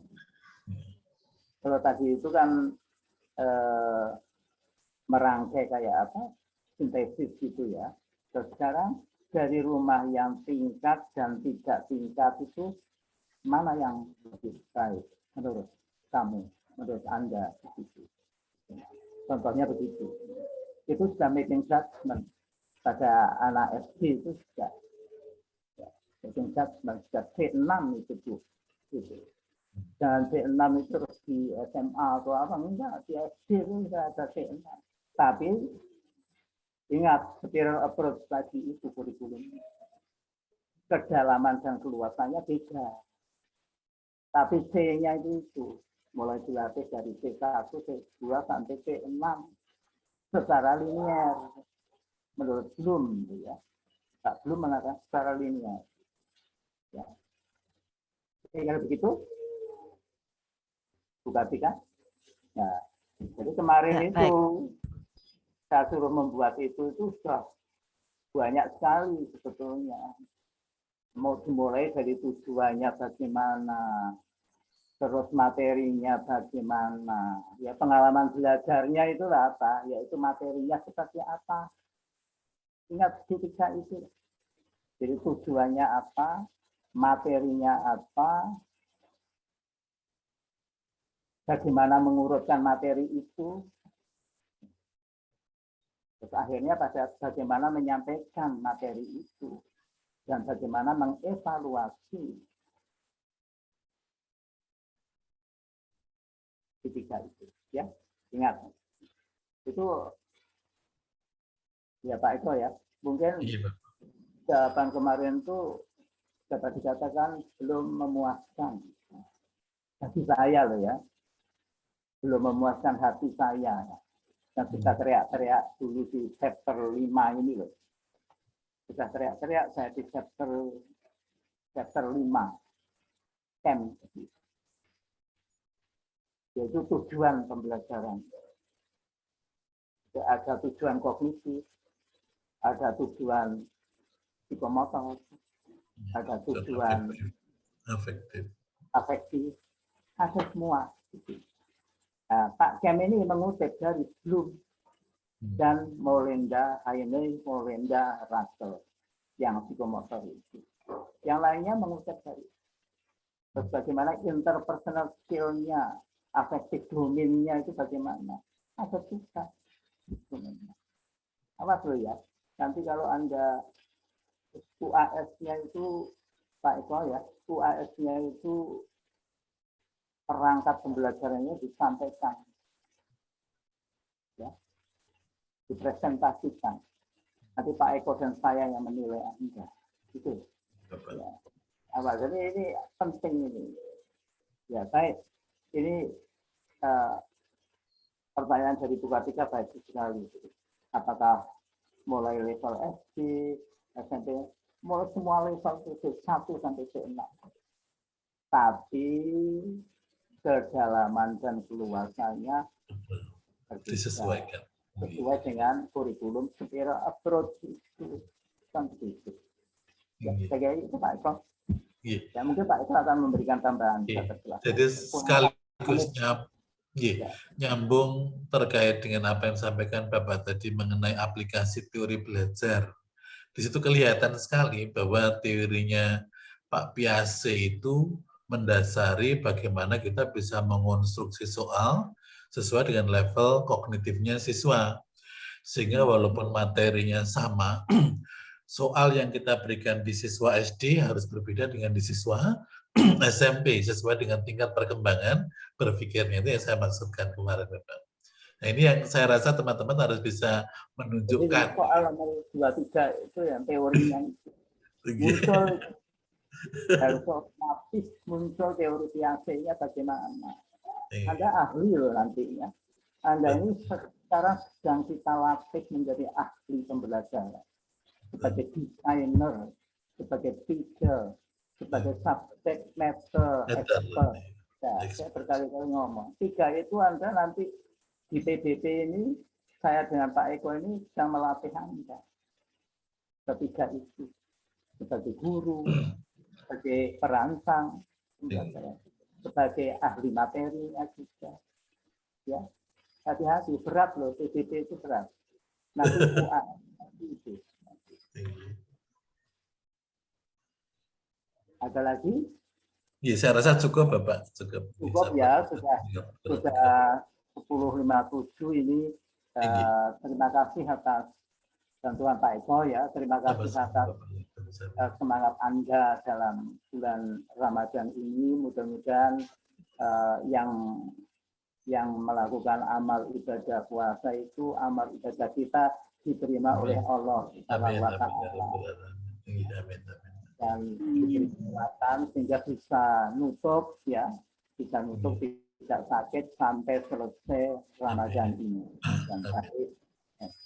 Dan Assalamualaikum warahmatullahi wabarakatuh. Salam bagi kita semua. Waalaikumsalam warahmatullahi wabarakatuh. Terima kasih, Terima kasih, Prof. Terima kasih, Bapak. Terima kasih, Bapak.